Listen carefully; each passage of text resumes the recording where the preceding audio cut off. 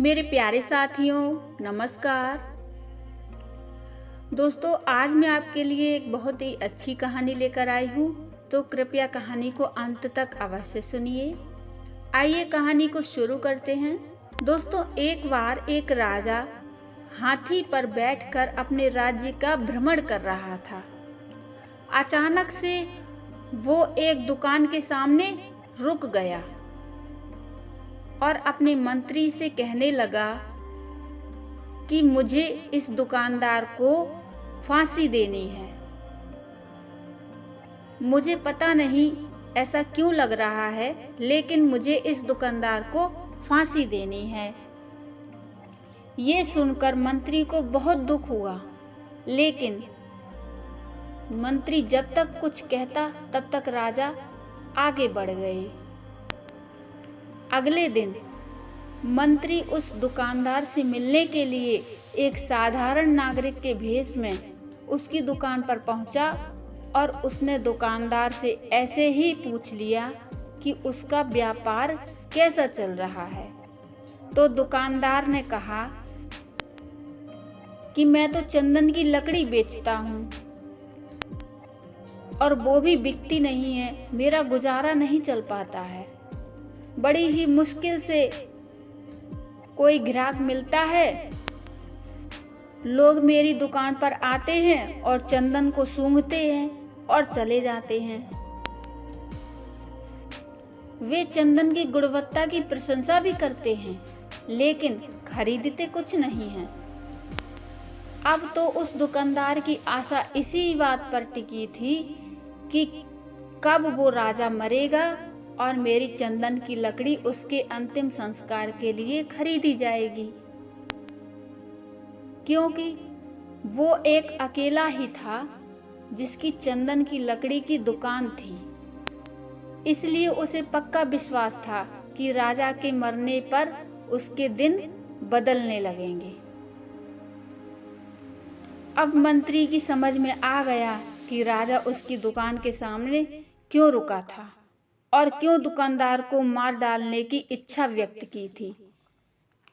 शायद दुकानदार के नकारात्मक विचारों की तरंगों ने राजा पर वैसा प्रभाव डाला था जिसने उसके बदले में दुकानदार के प्रति अपने अंदर उसी तरह के नकारात्मक विचारों का अनुभव किया था। बुद्धिमान मंत्री ने इस विषय पर कुछ क्षण तक विचार किया। फिर उसने अपनी पहचान और पिछले दिन की घटना बताई और कुछ चंदन की लकड़ी खरीदने की इच्छा व्यक्त की। तो दुकानदार बहुत खुश हो गया। उसने चंदन की लकड़ी मंत्री को दे दी।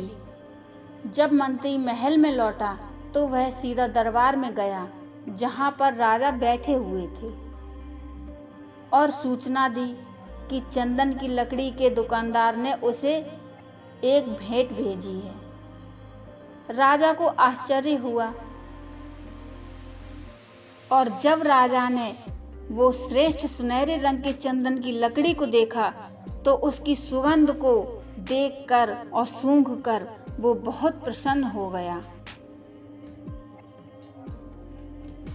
और प्रसन्न होकर उसने चंदन के व्यापारी के लिए कुछ सोने के सिक्के भिजवा दिए। राजा को यह सोचकर अपने हृदय में बहुत खेद हुआ कि उसे दुकानदार को मारने का विचार आया था। जब दुकानदार को राजा से सोने के सिक्के प्राप्त हुए तो वह भी आश्चर्यचकित हो गया। वो राजा के गुण गाने लगा, जिसने सोने के सिक्के भेजकर उसे गरीबी के अभिशाप से बचा लिया था। कुछ समय बाद उसे अपने उन कुत्सित विचारों की याद आई जो वो राजा के प्रति सोचा करता था। दोस्तों, वो यही सोचा करता था कि कब राजा मरेगा और कब मेरी ये चंदन की लकड़ी उसके अंतिम संस्कार के लिए खरीदी जाएगी। तो वही विचार उसे फिर से याद आ गए। उसे अपने व्यक्तिगत स्वार्थ के लिए ऐसे नकारात्मक विचार करने पर बहुत पश्चाताप हुआ। तो दोस्तों, जिस तरह से उस चंदन की लकड़ी के दुकानदार को अपने विचारों पर पश्चाताप हुआ, उसी तरह से दोस्तों हम दूसरे व्यक्तियों के प्रति अच्छे और दयालु विचार रखेंगे, गलत विचार नहीं लाएंगे तो कितना अच्छा होगा।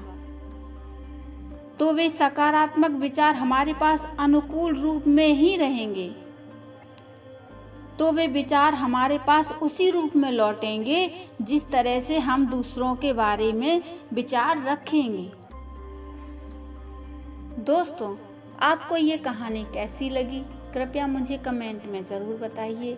कहानी अच्छी लगी हो तो लाइक कर दीजिए और चैनल को सब्सक्राइब कर लीजिए और बेल आइकन को प्रेस करना मत भूलिए, जिससे कि आपको हमारी आने वाली नोटिफिकेशन सबसे पहले मिले।